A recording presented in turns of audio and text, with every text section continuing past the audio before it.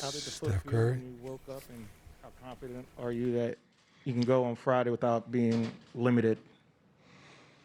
I'm gonna play. That's all I know right now. Kendra in the middle. What have the past 12 hours been like for you, just in terms of recovery treatment for your foot?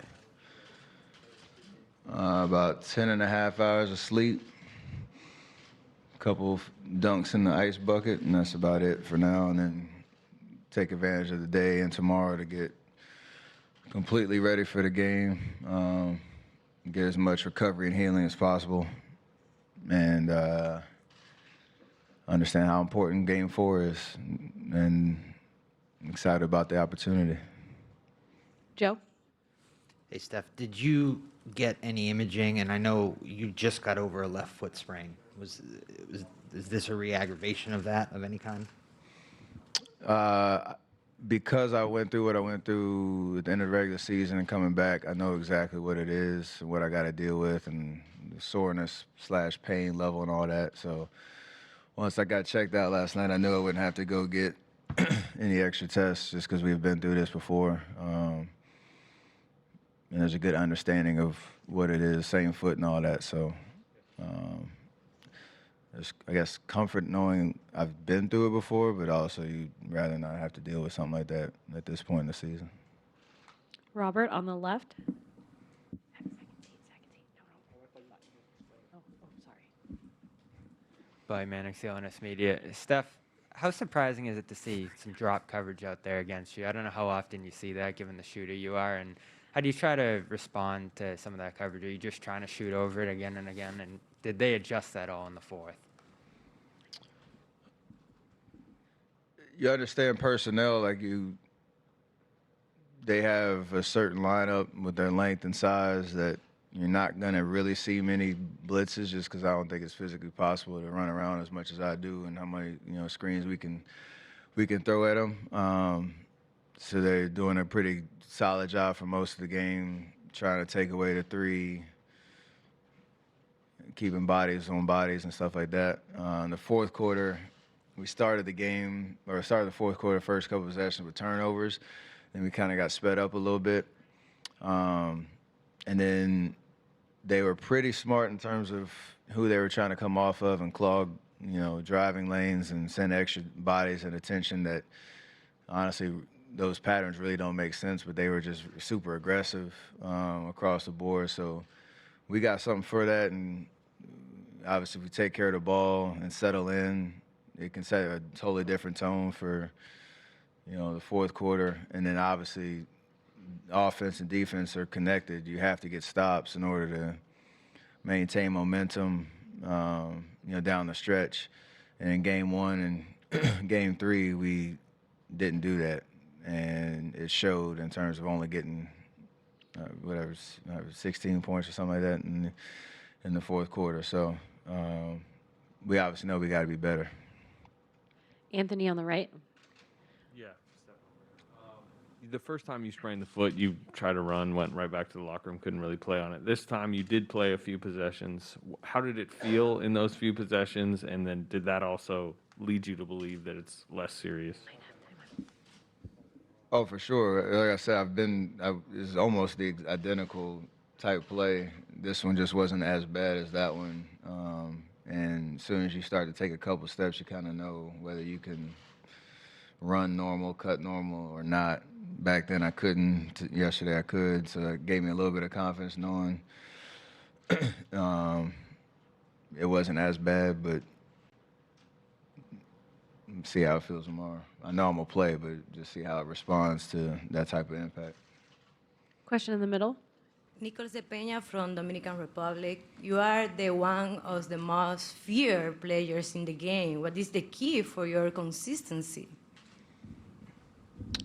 Just confidence in what I can do and what how we play as a team, and the fact that we've been here plenty of times before, and that experience comes with a sense of composure and understanding of how I can be effective. So every night you try to hold yourself to that standard, and hopefully that leads to wins. Candace in the back. Hey, Steph, just for context, even though it's a injury to a lesser degree than the previous one, if this was the regular season, would you envision yourself sitting out this next game? It's a tough one to answer. I don't know. Depending on where we were in the season, context is everything. So I don't know how to answer that. We'll go to Ohm up front here. Steph Youngmusuk, ESPN. If Draymond after the game the other night said he played like expletive and then said he was soft, knowing him, how do you think he'll respond tomorrow night, especially after how the crowd was really on him? I mean, the same way he kind of did in game 2 with the same emotion, but just focus on impacting the game on both ends of the floor. We've been in hostile environments before. We understand what the emotions are like.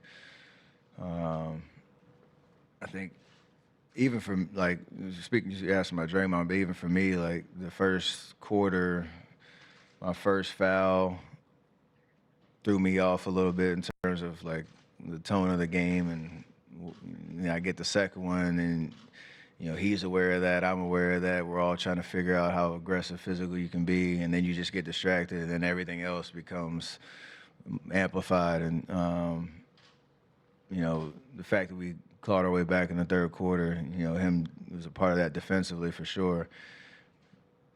All that you have to kind of bottle up and know if we can just, you know, execute our game plan, be the most physical team, come with, you know, multiple efforts on defense, be decisive on offense, and we don't have to reinvent the wheel at all. It's just play better across the board. We all need to do that, and I know Draymond will help lead that charge, you know, tomorrow, just like he did in Game 2, and you know, get back in the series. Got time for a few more for Steph. Maddie over here. Steph, kind of a two-parter question. First off, like, what would you say your level of pain is right now? I don't know how to answer that one either, because I'm just comparing it to what it was before, and I'm good enough to play. So. Then, off of that, you said that, you know, the few possessions that you played after the injury kind of made you realize it wasn't as bad as the first one. But is there any concern about how this might, like, affect your mobility? No, even with the last one, when I first came back and started testing it out and getting ready to play, it never got worse based on ramping up your intensity and all that. It's just the pain tolerance thing that you got to deal with. So obviously at this point in the season, if you're good enough, or in the series, if you're good enough to play. Kareth in the middle. Thank you. Steph, what is it like to be under the injury microscope? And then do you wonder in your career, do you have the most scrutinized ankles, feet, legs in the NBA? I thought I was well past that for sure. But it's just something that's part of what we do, and, you know, it's I guess the only thing is you're quick to be able to self-assess, really, you know, based on whatever the injury felt like. Like, I think to Anthony's question, when I did it in the regular season, I knew it right away, like something was severely wrong. Last night I knew I was hurt, but it was not as bad, and I could kind of, you know, gauge whether I should stay out there or not do any more damage. And then that's why I'm very confident I'm gonna play tomorrow and keep it moving. So you become your own doctor to a certain extent based on all the different episodes that you've had. I don't know if that's a good thing or not, but. Steph Curry at the podium, who has 49 career games in the playoffs, scoring 30 or more. 3 to get.